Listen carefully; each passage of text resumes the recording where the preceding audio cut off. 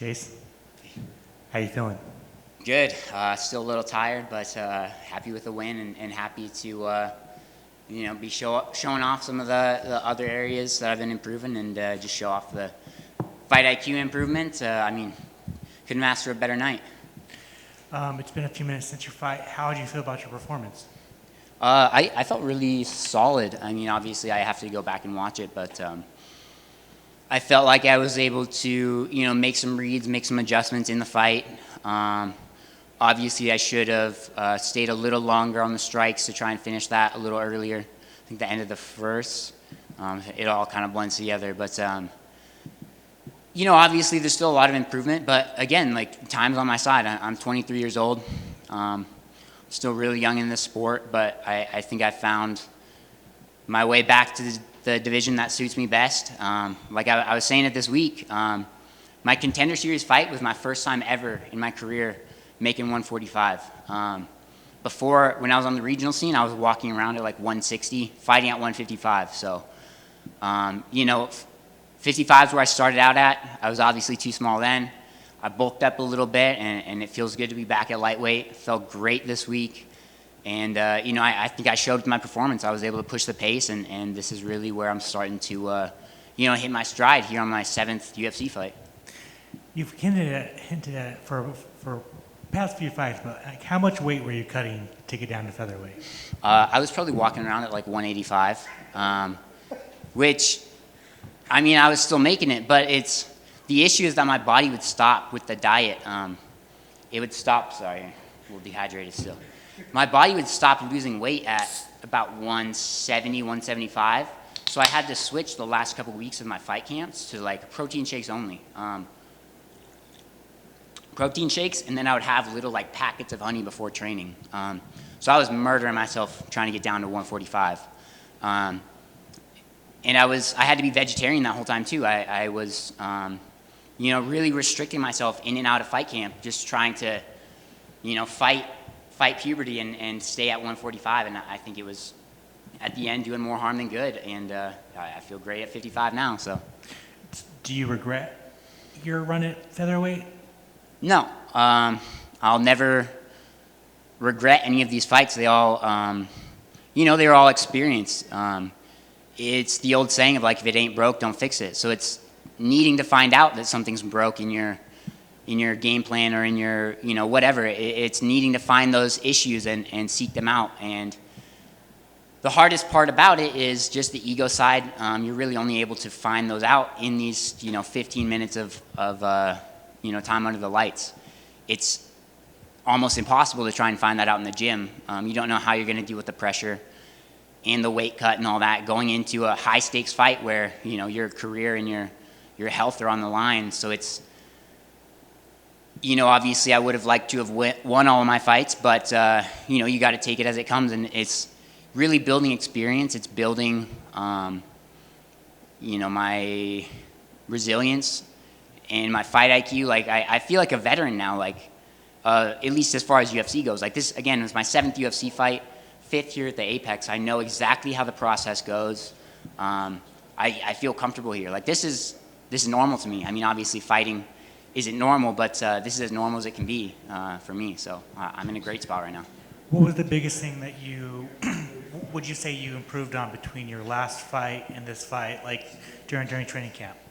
Really my mantra here for the camp, and I kept repeating it on the way out. I was repeating it right before the fight started. Chin down, hands up. Chin down, hands up. Last fight, I felt I came in a little too focused on the offensive striking, where here, defense was number one priority. I was really just trying to kind of set the distance a little earlier in the fight and, try to get a little respect on the striking. But, just really working on that defensive striking, working on that fight IQ, trying to build a couple little tricks in and just work on the fundamentals. How does it feel to be back in the win column and to shut all the doubters up? I honestly, like I said again, this is my 7th UFC fight. Since 18 years old, I've had people on the internet telling me either that I'm amazing or that I'm trash. And neither of them are right. The answer is somewhere in the middle. That's what we're all here for.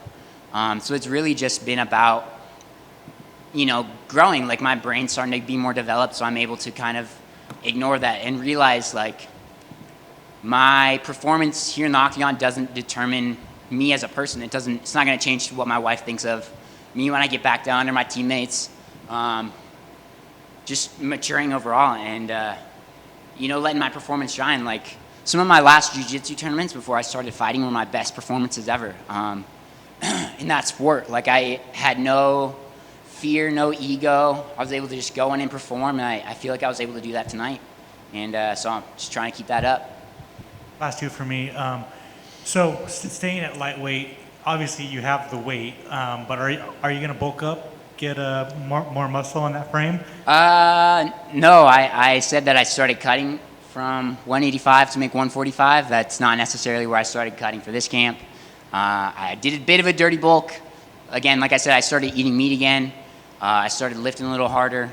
Hopefully that shows in the fight. I'm hoping I'm a little more muscular looking. Not as many people calling me like skinny on the internet, but I think I don't think I need to put any more size on, and I think it showed tonight. I was able to, keep up with a guy that's been at featherweight his whole career. Like, he's a decent-sized featherweight, decent-sized lightweight. He's not undersized, neither am I, and it just lets me know that I'm in the right spot. When's an ideal return date for you? I'm taking the summer off, just let my body heal and all that. Got to rebuild my deck, got some homeowner things to do, enjoy the summer a little bit. I'd like to be back, October, November, December, somewhere in the next, 6 to 8 months.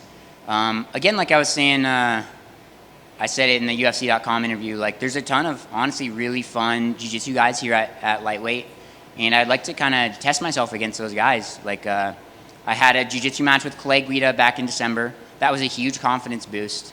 To beat a Hall of Famer guy in grappling, it let me know, like, Clay's no slouch. He's been in the game for a while, so it let me know, like, I have really solid grappling. I'm improving in the other areas, and I just want to test myself against more grapplers and again, build those other two skill sets up. Is Clay somebody you would like to fight? No, not necessarily. I don't feel like I've earned that. And that's not really what I'm here to do. I'm not trying to call shots right now. I'm trying to take it fight by fight. Like, again, I'm still trying to build my skill set. I'm 23. I got a lot of time on my side. Just trying to, again, make sure that I'm doing it right, doing it smart, and I'll take whoever they give me. Congrats, man. Thank you. I've just got one question for you. You kind of already mentioned a little bit about fans online and reading things that people say about you, but I'm curious if it's different when you're reading other fighters' comments, because during the fight it was an overwhelming support. Everybody was saying how great you looked, how improved you looked. Does that really mean something to you that your peers are acknowledging you in that way? Yeah, it's the nice thing about here at the UFC is, like, very few of the people here are trying to prove themselves. That's really what I feel like you run into with a lot of people on the internet, is they don't, it's an ego issue for them. Like, they're missing something, so they're trying to take that from you.